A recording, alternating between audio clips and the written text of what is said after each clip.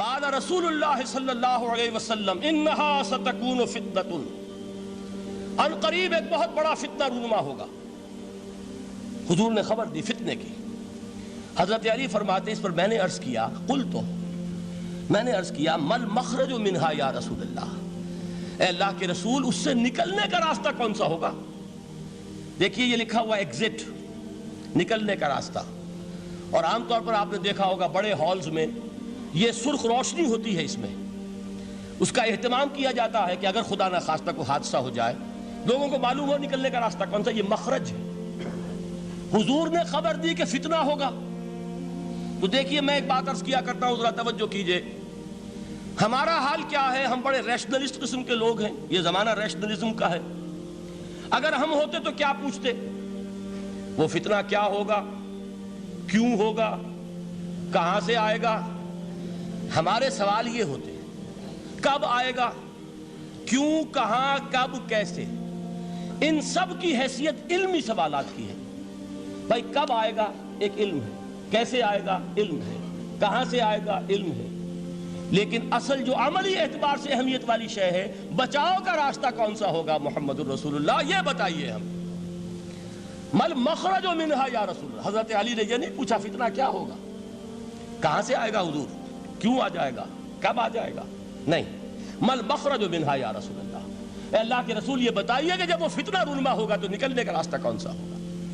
اس کا جواب ہے، ارشاد فرمایا محمد رسول اللہ نے، کتاب اللہ، اللہ کی کتاب ہے وہ مخرج، یہ کتاب ہے کہ جس کو تھامو گے تو فتنوں سے محفوظ رہو گے۔ اس کے بعد آپ فرماتے ہیں فیہ نبأ ما قبلکم وخبر ما بعدکم وحکم ما بینکم، اس میں تم سے پہلوں کی بھی خبریں موجود ہیں، عاد اور سمود اور قوم نوح اور قوم ہود اور قوم لوط اور قوم صالح اور آل فرعون، یہ کون ہے؟ من قبلکم، تم سے پہلے، وفیہ خبر ما بعدکم، جو کچھ تمہارے بعد ہونے والا ہے اس کی خبریں بھی موجود ہیں، لیکن وہ کیسے ہوں گی؟ وہ بٹوین دی لائنز ہوں گی، وہ بین السطور ہوں گی۔ ان کے لیے انسان کو، آپ کو معلوم ہے ایک عبارت میں سطور ہوتی ہیں اور ایک درمیان میں ہوتا ہے، ان کے کچھ لکھا ہوا نہیں ہوتا۔ You have to read between the lines۔ قرآن میں بعد میں آنے والے حالات بھی درج ہیں، لیکن اس طرح نہیں جیسے کہ پچھلے حالات درج ہیں۔ اس کے لیے ذرا ان ڈیپتھ پونڈرنگ اوور، غور و فکر اور تدبر کی ضرورت ہوگی۔ وَحُكْمُ مَا بَيْنَكُمْ، اور جتنے اختلافات تمہارے اندر پیدا ہوں گے تا قیام قیامت، ان سب کا فیصلہ بھی اس کتاب میں موجود ہے۔ وَهُوَ حَبْلُ اللَّهِ الْمَتِينُ وَهُوَ الذِّكْرُ الْحَكِيمُ، یہی تو ہے وَهُوَ الصِّرَاطُ الْمُسْتَقِيمُ، سیدھا راستہ، اور کون سا؟ یہی قرآن تو ہے۔ ہر رکعت میں کہتے ہو اہدنا الصراط المستقیم، اور قرآن دیا ہوا ہے اس پر غور نہیں کرتے۔ عجیب تماشا ہے ہمارا، نماز کی ہر رکعت میں اہدنا الصراط المستقیم، اور حضور فرمائے وَهُوَ الصراط المستقیم، صراط مستقیم یہ قرآن ہی تو ہے، الذکر الحکیم یہ قرآن ہی تو ہے، وَهُوَ حبل اللہ المتین، اور یہی ہے اللہ کی مضبوط رسی۔ آپ نے قاری صاحب سے وہ آیات سنی سورہ آل عمران کی، وَاعْتَصِمُوا بِحَبْلِ اللَّهِ جَمِيعًا وَلَا تَفَرَّقُوا، اللہ کی رسی کو مضبوطی سے مل جل کر تھامو اور تفرقے میں مبتلا نہ ہو۔ تفرقہ ہوگا تو کیا ہوگا؟ تمہاری ہوا اکھڑ جائے گی۔ آج آپ کو معلوم ہے دول عرب اگر یہ یکجا ہو جائیں، ایک دن کے لیے اسرائیل قائم نہیں رہ سکتا، امریکہ نہیں، امریکہ کا باپ اسے قائم نہیں رکھ سکتا۔ اگر امت عرب ہی جمع ہو جائے، عالم اسلام تو بڑی شے ہے، جو وسائل ان کے پاس ہیں، جو اللہ تعالیٰ نے ان کو نعمتیں عطا فرمائی ہیں، لیکن افتراق، انتشار، اختلاف، جتھے بندی، گروہ بندی، دھڑے بندی، اس نے اسرائیل کا خنجر ان کے سینے میں پیوست کیا ہوا ہے۔ اس لیے کہ فَتَذْهَبَ رِيحُكُمْ، اگر تم اختلاف کرو گے تو تمہاری ہوا اکھڑ جائے گی، آج وہ ہوا اکھڑ چکی ہے۔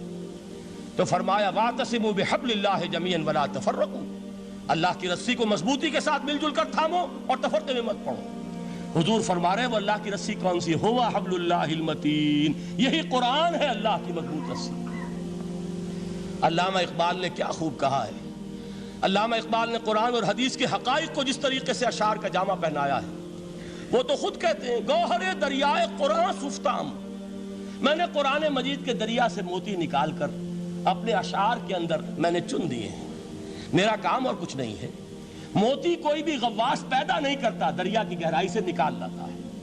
یہ میری حکمت نہیں ہے جو میرے اشعار میں ہے، یہ میں نے قرآن مجید کے دریا میں غوطہ زنی کر کے اس سے یہ موتی نکالے، گوہر دریائے قرآن سفتام۔ اب دیکھیے اسی حدیث کے اس ٹکڑے کو کیسے شعر میں لائے ہیں۔ از یک آئینی مسلمان زندہ است، پے کرے ملت سے قرآن زندہ ہست۔ مسلمان کی زندگی تو ایک آئین کے بدولت ہے، یہ آئین قرآن۔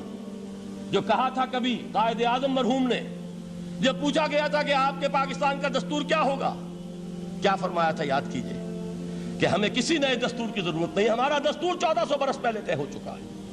یہ ہماری بدقسمتی ہے جو کچھ کہا تھا قائد اعظم نے کہ God has given us a golden opportunity to prove our worth as architects of a new state, and let it not be said that we didn't prove equal to the task۔ میں معذرت کے ساتھ عرض کروں گا حضرت کہ واقعہ یہ ہے کہ ہم اس کے equal to the task ثابت نہیں ہوئے۔ قائد اعظم کا دیا ہوا پاکستان آج دنیا میں موجود نہیں ہے، اس کا ایک حصہ اپنے نام سے دستبردار ہو کر بنگلہ دیش بن چکا ہے، اس نے اپنی تاریخ کو خیر بات کہہ دیا ہے۔ حالانکہ مسلم لیگ کی جنم بھومی ڈھاکہ ہے، 1906 میں ڈھاکہ میں مسلم لیگ نے جنم لیا تھا، اور اگر وہ صرف ہم سے علیحدہ ہوتا یا گہرا صدمہ ہوتا، لیکن یہ کہ اس نے جب نام بدلا ہے در حقیقت اس نے اپنے تاریخ سے، اپنے پس منظر سے استعفیٰ دیا۔ یہ ہمارا دوہرا ہمارے لیے صدمے کی بات ہے۔ کیا 2 یمن موجود نہیں ہیں؟ ان میں سے کوئی ایک بھی اپنا نام چھوڑنے کو تیار ہوگا؟ کیا 2 جرمنی دنیا میں موجود نہیں ہیں؟ کوئی ایک بھی ان میں سے اپنا نام چھوڑے گا؟ کیا 2 کوریا نہیں ہیں؟ 2 ویتنام نہیں ہیں؟ تو کیا 2 پاکستان نہیں ہو سکتے تھے؟ ہو سکتے تھے۔ میں یہ کہا کرتا ہوں کہ یہ گہرا صدمہ ہے علیحدگی، اور دوہرا صدمہ ہے، اور اس سے کہیں زیادہ بڑا کہ انہوں نے اپنا نام بدل دیا، اپنی آئیڈینٹی چینج کر دی، انہوں نے وہ نام اپنے ماتھے سے اتار کر خلیج بنگال کے اندر دبو دیا۔ یہ بہت بڑی سزا ہے جو ہمیں ملی ہے۔ کیوں ملی ہے؟ کہ ہم نے 25 برس تک اس جس کو کہا تھا کہ وہ ہمارا آئین ہے، اس کو آئین نہیں بنایا۔ ہم نے دنیا کے سامنے جھولیاں پساری، ہم نے طرح طرح کے نظاموں کو آزمایا، لیکن اس قرآن کی طرف پیش قدمی نہیں کی۔ اللہ تعالیٰ ڈھیل دیتا ہے لیکن سزا بھی بہت سخت ہوتی ہے۔ ان بطش ربک لشدید، وہ ہم پر کوڑا برسا ہے۔ تاریخ انسانی کی عظیم ترین شکستوں میں سے ایک شکست ہے کہ جو ہمارے ماتھے پر کلنک کے ٹیکے کی طرح موجود ہے۔ اللہ کرے کہ آئندہ یہ تاریخ اپنے آپ کو نہ دہرائے۔ لیکن میں عرض کر دیتا ہوں آپ سے، جو ہمارے لچھن ہیں، جو ہمارا طرز عمل ہے، جو ہمارے لیل و نہار ہیں، جو ہمارا انداز ہے، اللہ کے دین کا استہزاء اور تمسخر، جس طرح اللہ کے ساتھ مذاق ہم کر رہے ہیں، اس کا شاید اس سے بھی کہیں زیادہ برا نتیجہ نکلے۔ اللہ مجھے اور آپ کو اور ارض مقدس پاکستان کو اس انجام سے بچائے۔ لیکن اس کے لیے کام کرنا ہوگا، صرف کہنے سے بات نہیں بنے گی، کمر کسنی ہوگی، ہمت جو ہے پھر انسان کو اثر نو، ایک نئی تعمیر، ایک عزم، ایک ہاتھ میں قرآن اور ایک میں تلوار لے کر یہ امت پھر دوبارہ میدان میں آئے۔ بہرحال عرض یہ کرنا تھا، اقبال کہتا ہے از یک آئینی مسلمان زندہ است، پے کرے ملت سے قرآن زندہ ہست، ماں ہما خاک و دل آگاہ اوست، اعتصامش کن کہ حبل اللہ اوست۔ تامو اس کو مضبوطی کے ساتھ، حبل اللہ یہی قرآن ہے۔ یہ یک آئینی اور پیکر قرآن کی زندگی، پیکر ملت کی زندگی جو ہے اس قرآن کی بدولت ہے۔ تو حضور نے کیا فرمایا؟ فتنے سے بچنے کا راستہ کون سا ہے؟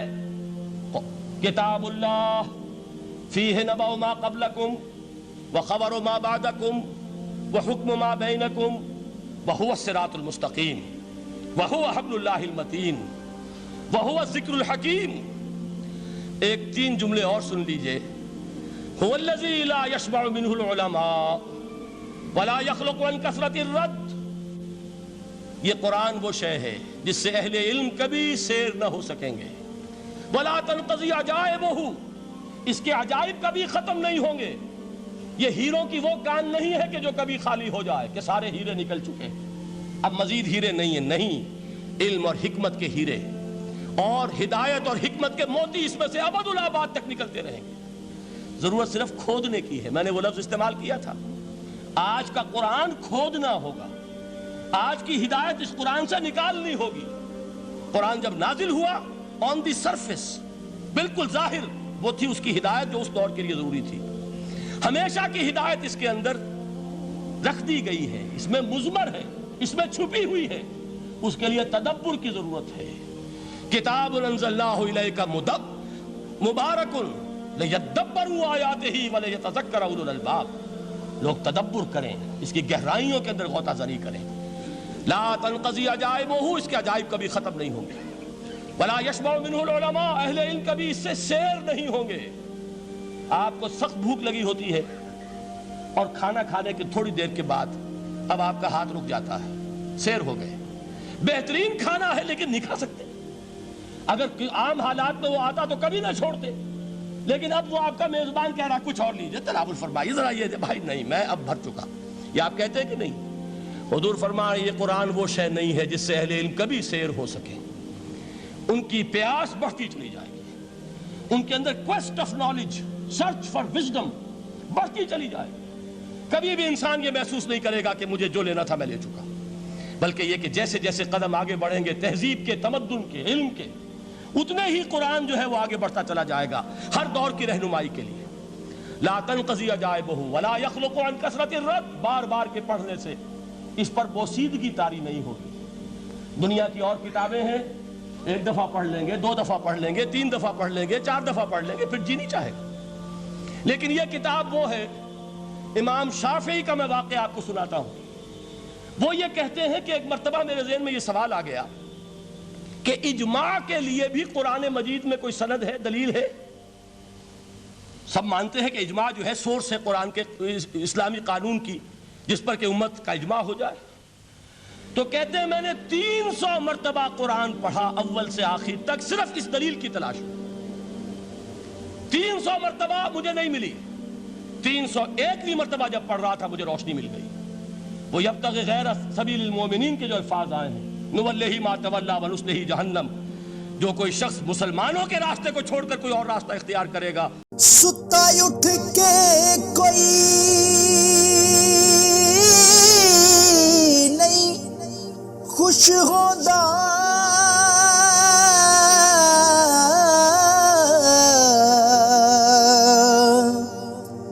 بڑے ستے جگا کے میں ویکھیا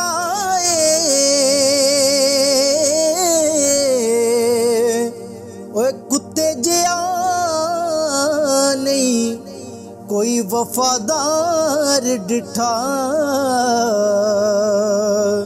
تے ٹکر سکا بھی پا کے ویکھ آئے۔